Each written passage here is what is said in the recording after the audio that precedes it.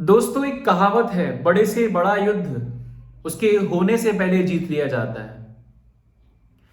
कहने का मतलब है, अगर आपकी स्ट्रेटजी, आपकी प्लानिंग, आपका एग्जीक्यूशन बहुत शानदार रहा है तो यकीनन आप उस युद्ध को जीतोगे। मेरे प्यारे दोस्तों, मैं बात कर रहा हूं आपके संदर्भ में आपका जो एग्जाम है जेडब्ल्यू मेंस 2024 जनवरी सेशन का 1 महीना बचा है। पूरे जोर शोर से आप तैयारी भी कर रहे होंगे। आप में से कुछ मेरे प्यारे भाई बहन डिप्रेशन या हो सकता है बहुत दुखी हो गए होंगे कि अब कैसे होगा, एक हार मान ली होगी। तो मैं आपको बोलूंगा 1 महीना बचा है। इस पूरे वीडियो को ध्यान से सुनिएगा, एग्जीक्यूट करिएगा और सिलेक्शन आपका जरूर होगा। मेरा नाम है आदित्य आर्य और मैंने एग्जाम आज से कुछ 10-12 साल पहले निकाला है। 2010-11 में मैंने सारे इंजीनियरिंग एंट्रेंस के एग्जाम एक ही बार में निकाल लिए थे, चाहे वो जेडब्ल्यू मेंस हो जिसको हम AIEEE बोलते थे अपने टाइम में, चाहे वो जेडब्ल्यू एडवांस जिसको हम IIT जेडब्ल्यू बोलते थे, चाहे वो बिटसेट हो, चाहे वो VIT हो, फिर उसके अलावा VIT, CIT, MIT, KIT, बहुत सारे एग्जाम थे। एक बार में सारे एग्जाम फोड़ दिए और आप भी फोड़ सकते हो। तो स्ट्रेटेजी क्या है, ध्यान से समझते हैं, और कितने मार्क्स चाहिए, कौन कौन से चैप्टर करने हैं, इस पूरी वीडियो में आपको बताऊंगा। ठीक है, सबसे पहले हम बात करते हैं कि यार मैं अपना मिनिमम टारगेट रखता हूं NIT। तो NIT में जाने के लिए, क्योंकि NIT पहुंच गया, सबसे पहला वो मेरा फेज 1 है। मेंस की हम बात करें तो NIT में जाने के लिए मुझे कम से कम 95 परसेंटाइल चाहिए। 95 परसेंटाइल चाहिए। हाँ, ये बात और है कि अगर आप जितने ज्यादा मार्क्स लेकर आओगे उतने अच्छे चांसेस होंगे आपको कॉलेज और ब्रांच मिलने के। There will be no compromise then. लेकिन बात है ना कि मुझे बस सिलेक्शन चाहिए फिलहाल। तो दोस्तों, 95 परसेंटाइल के लिए वैसे तो टारगेट होता है 100-110 का, लेकिन मैं सेफर साइड लेकर चलता हूं 120।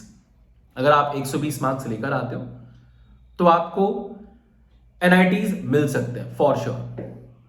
अब ये 120 मार्क्स का मतलब क्या है? एक सवाल 4 मार्क्स का, कुल मिलाकर मुझे अटेम्प्ट करने 30 सवाल।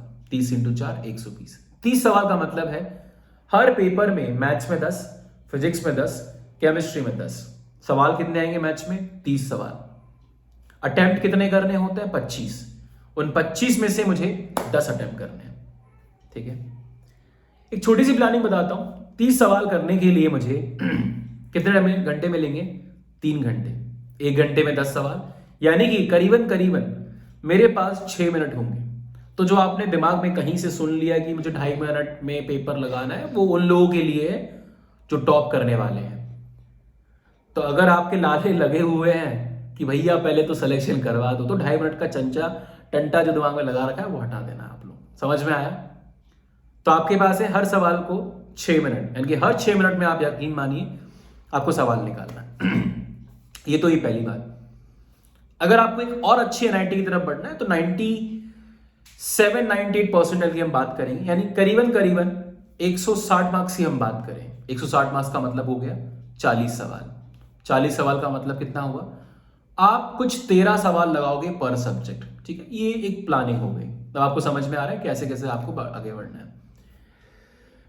मेरा टारगेट रहेगा आप लोगों के लिए कि आप लोग टारगेट रखो कि आप हर सब्जेक्ट में 15 सवाल लगाकर आओ। गारंटीड एक अच्छा कॉलेज आपको मिल जाएगा। 15 सवाल में क्या होगा? 45 सवाल। पेपर आपने 180 नंबर का अटेम्प्ट किया, थोड़ी बहुत गलती ऊपर नीचे मिलाकर आप 150 का स्कोर पा लोगे। 97 परसेंटाइल आपके हो जाएंगे और आपको कॉलेज मिल जाएगा। ठीक है, अब इसके बाद बात करते हैं कि मैथ्स में पढ़े क्या। तो इसको आप ध्यान से सुनिएगा। देखिए, मैथ्स में जो चैप्टर मैं आपको बताने वाला हूं, इन पर आप फोकस करोगे। ये इजी भी है या फिर स्कोरिंग बहुत है। सबसे पहले हम बात करते हैं vector algebra and 3D geometry. Miss करना बनता ही नहीं है। 4 सवाल आपके पक्के हैं, इस साल 5 भी आ सकते हैं। 5 × 4 20 नंबर आपके यहां हो गए। पर सब्जेक्ट मैंने आपको कितना बोला? पर सब्जेक्ट आपको 60-50 नंबर के बीच में आपको स्कोर जरूर करना है। ठीक है, मैंने आपको क्या बोला? 50 × 3 150 नंबर। अगर आप 180 करते हो तब तो बल्ले बल्ले मौज हो गई। तो आपको ये 4 से 5 सवाल ये हो गए। ठीक है, इसके बाद दूसरा आपका सेक्शन आता है। अगर आप करना चाहो, फोकसली करना चाहो, तो मैं आपको रिकमेंड करूंगा कैलकुलस। हालांकि बहुत बड़ा यूनिट है। कैलकुलस अगर आप करते हो तो आपके 10 सवाल यहां से खत्म। यानी कि अगर आप वेक्टर 3D और कैलकुलस, लेकिन कैलकुलस एक मुश्किल यूनिट है। कैलकुलस के अंदर मैं आपको बोलूं कि नहीं भैया यार पूरा कैलकुलस मत बताओ यार, ये आप तो मुझे बता दो सिंपल सिंपल क्या करूं। एक आप लगा लीजिए एरिया अंडर द कर्व, एक सवाल वहां से आप एक्सपेक्ट कर सकते हो। एक आप डिफरेंशियल इक्वेशन के अंदर आप लगा लीजिए LDE, linear differential equation of first order first degree, आपके एनसीईआरटी का लास्ट टॉपिक, एक सवाल वहां से हो जाएगा। काउंट करते हैं ना, 4 सवाल मैंने वेक्टर 3D में बताया, ठीक है। एक सवाल मैंने आपको बता दिया एरिया अंडर द कर्व, एक सवाल मैंने आपको बता दिया एलडी, 6 सवाल हो गए। अच्छा, वेक्टर 3D में से आपको मैं बता देता हूं, आपको डिस्टेंस बिटवीन 2 स्क्यू लाइंस का कॉन्सेप्ट जरूर करना है और एक फुट ऑफ परपेंडिकुलर, वहां से आपके 2 सवाल बन जाएंगे, आपका काम हो जाएगा, ठीक है। बाकी डॉट प्रोडक्ट क्रॉस प्रोडक्ट करोगे तो वो चीज भी आपकी हो जाएगी। 6 सवाल ये हो गए आपके। अब देखो, जब मैं आपको चैप्टर बताता हूं ना तो आपको पूरा फोकस वहीं लगाना है। यानी कि अगर आप ट्रिग्नोमेट्री नहीं कर रहे हो या फिर आप वो नहीं कर रहे हो तो कोई बात नहीं, कुछ तो छोड़ना पड़ेगा आपको। ऑलराइट, तो कैलकुलस में से आपने क्या कर लिया, कुल मिलाकर वेक्टर 3D के 4 सवाल, application of integral area under the curve उससे 1 सवाल, एलडीई लीनियर डिफरेंशियल इक्वेशन आपका 1 सवाल वहां से आप पकड़ के चलो। अब इसके अलावा और आप क्या कर सकते हो, अगर आपको इंटीग्रेशन पसंद नहीं है तो आप ये मानिए, अगर आपको इंटीग्रेशन पसंद नहीं है तो आपके गए बेटा 3-4 सवाल तो वहीं चले गए अभी आपके। डिफरेंशिएशन कर लेना, बहुत मुश्किल नहीं है, सीधे सीधे सवाल आता है डिफरेंशिएशन करना, ठीक है। तो एक सवाल डिफरेंशिएशन का, एक सवाल हो गया आपका ये वाला एप्लीकेशन ऑफ डेरिवेटिव। ये चैप्टर कर लेना, बहुत इजी सिंपल चैप्टर्स है, ठीक है। कुल मिलाकर कितने क्वेश्चन हो गए, एक सवाल आपका हो गया डिफरेंशिएशन से, एक सवाल हो गया आपका area under application of differentiation. कुल मिला के हमने 8 सवाल कर लिए। तो 4 सवाल कैलकुलस के आपको अटेम्प्ट करने ही करने, 4 सवाल वेक्टर 3D के ये हो गए, कुल मिला के हो गए 8 सवाल, राइट। अब आगे बढ़ते हैं, समझते हैं और क्या कर सकते हो आप लोग। प्रोबेबिलिटी आप जरूर कर लेना, बहुत सिंपल क्वेश्चन आते हैं। अगर मैं आपको समझाऊं तो एक 2 प्रैक्टिस आप कर लोगे, मीन वेरिएंस पर directly formula based question, mean variance probability के अंदर एक सवाल आप वहां से एक्सपेक्ट कर सकते हो और एक आपको रैंडमली बेस्ड थ्योरम से आपको देखने को मिल जाए। तो 2 सवाल आप यहां से एक्सपेक्ट कर दो, 10 सवाल हम कर चुके हैं, ऑलराइट। अब और आप क्या कर सकते हो, अगर आप ये यूनिट कर देते हो तो आपका पूरा काम हो गया, आपको कहीं भागने की जरूरत नहीं पड़ेगी। अब आप लगा लीजिए पूरी की पूरी जिसको हम बोलते हैं geometry, straight line, circle, parabola, ellipse, hyperbola. देखो यूनिट वाइज अगर आप तैयारी करोगे तो आपको कोई दिक्कत नहीं होगी, समझ में आया। अब आप सीक्वेंस सीरीज पर भागोगे, फिर आप ट्रिग्नोमेट्री पर भागोगे, आप बाइनोमियल थ्योरम पर भी भाग सकते हो, आप सेट्स, रिलेशन, फंक्शंस इन पर भी भाग सकते हो।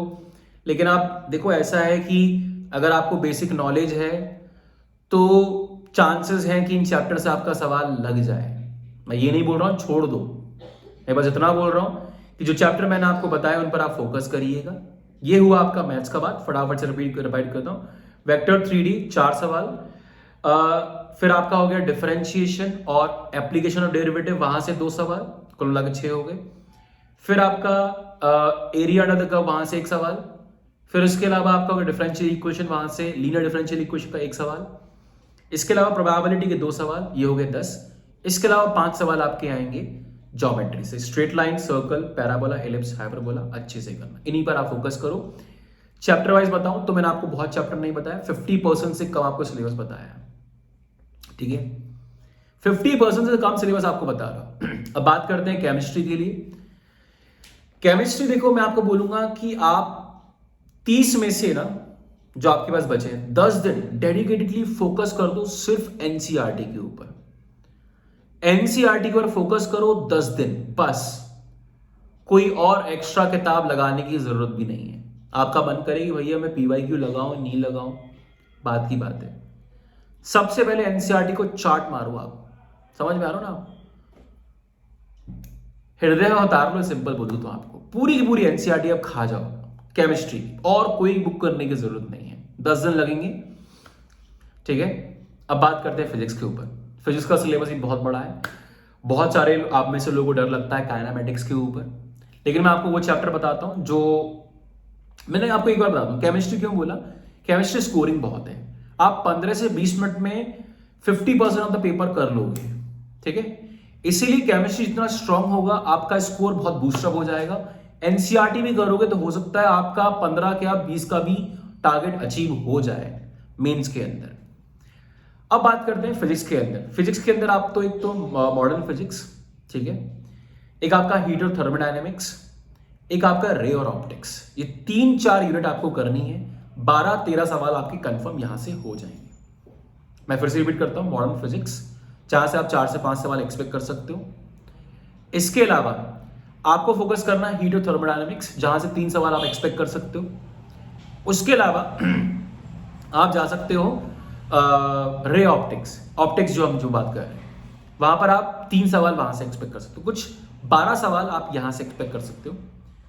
तो ये 50% ऑफ द पेपर आप अटेम्प्ट कर लोगे, तो हमने अपना टारगेट अचीव कर लिया एक तरीके से। अब दोस्तों बात ये कि ये थ्योरी पढ़नी है या करना क्या है, अचीव कैसे करें, तो अब इसको आप आगे ध्यान से सुनिएगा। आपको हर चैप्टर का फटाफट एक शॉर्ट नोट तैयार करना है। पहले पढ़ो, उसके बाद क्वेश्चन पेपर लगाना शुरू करो। PYQs, कुछ मत सोचो इस समय, कोई तीसरी टेढ़ी मेढ़ी किताब, बड़ा ऑथर छोटा ऑथर नहीं, अभी सबको साइड में रखो, पूरा ध्यान लगाओ PYQs के ऊपर। मार्केट में बहुत सारी बुक्स हैं जो 40-45 साल के PYQs हैं।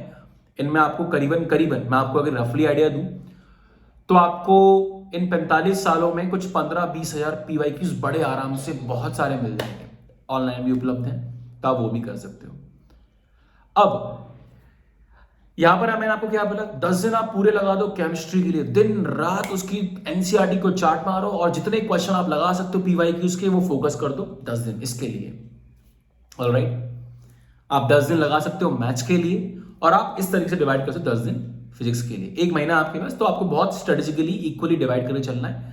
केमिस्ट्री से आप अच्छा स्कोर इंप्रूव कर सकते हो।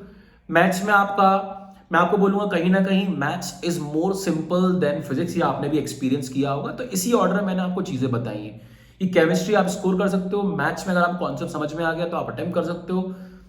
फिजिक्स थोड़ी सी पेचीदा होती है, इसीलिए थोड़ा सा यहां पर आप ये मान के चलिए कि अगर मैं इसमें स्कोर नहीं कर पाया तो बाकी 2 आपके अच्छे हो। यहां पर सब्जेक्टिव क्राइटेरिया नहीं होता है।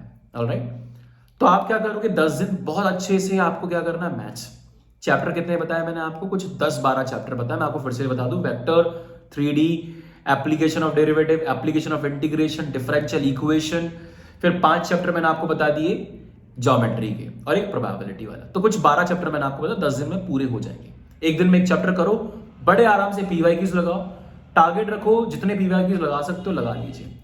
और आखिरी के एक हफ्ता मैं आपको बता रहा हूँ स्ट्रेटेजी के हिसाब से, जब आप 20 दिन लेके चलोगे तो आप कुछ 23-24 दिन में खत्म करोगे। और 7 दिन पूरी शिद्दत के साथ, बहुत कम सिलेबस बताया मैंने आपको फिजिक्स का, ठीक है, वो आप कर लीजिए, ठीक है।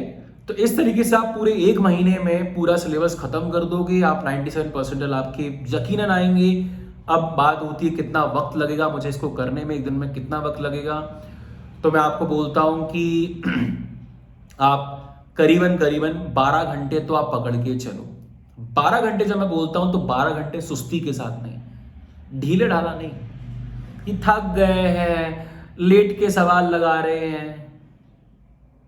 मेरुदंड सीधा रखना है, ये स्पाइन जिसको हम बोलते हैं, ये स्पाइन सीधा रख के काम करना है। जैसे आप लेटे, आप मानिए आप गेम से आउट हो गए। जो जितने भी मेरे भाई लोग लेट के तैयारी कर रहे हैं, क्योंकि उनका एक परेशानी है कि भैया लेट तो जाते हैं फिर खट से नींद आ जाती है, तो वो नहीं करना है। टेबल चेयर आराम से बैठो या जमीन पे बैठ जाओ, ठीक है, चटाई बिछाकर आराम से। ऐसा बिस्तर नहीं होना चाहिए जमीन पे आपने पता गद्दा बिछा दिया मस्त वाला, मजा आ गया बैठते ही, वो नहीं, थोड़ा सा पेन लेके चलना है। ऑलराइट, तो 12 घंटे आपको रखने। और क्या कर सकते हो इसके अलावा, अगर आपको फटाफट से रिवाइज करना है तो देखो मेरा ऐसा मानना है कि 1 शॉट एक अच्छा तरीका है, ठीक है। 1 शॉट के अलावा आप कर सकते हो, जो मैं अगर आपकी जगह होता तो शायद मैं 1 शॉट को प्रेफर ना करता, मैं पर्सनली 1 शॉट को प्रेफर नहीं करूंगा। बट देखो ये डिपेंड करता है, अगर मैं एक अच्छा बच्चा हूं जो मैं खुद को मानता हूं, तो मुझे ऐसा लगता है मैं फटाफट से शॉर्ट नोट्स रेफर करके क्वेश्चन लगाना शुरू करूंगा। लेकिन अगर आपके कॉन्सेप्ट हिले हुए हैं तो डेफिनेटली आप प्रेफर करिए वन शॉट को, जो फटाफट से आपके सारे कॉन्सेप्ट रिवाइज करवा देंगे। आशा करता हूं आपको सारी बात समझ में आई हो। फिर भी अगर आपको लगता है कि कोई ऐसी बात जो मैं कहना भूल गया हूं, कोई ऐसी चीज जो मैं आपको बताना भूल गया हूं, या आपको मन में कोई डाउट है, तो आप मुझे पूछ सकते हो। मेरा व्हाट्सअप नंबर है 8078676186। आप मुझे व्हाट्सअप भी कर सकते हो अपना नाम बताकर आप कहाँ से हो। और डेफिनेटली इस एक महीने जोश को बना के रखिए, ऊर्जा को बना के रखिए, और होप यू ऑल कि आप सभी 97% लेकर आएंगे। This is all for this video. मिलते हैं अगली वीडियो के अंदर।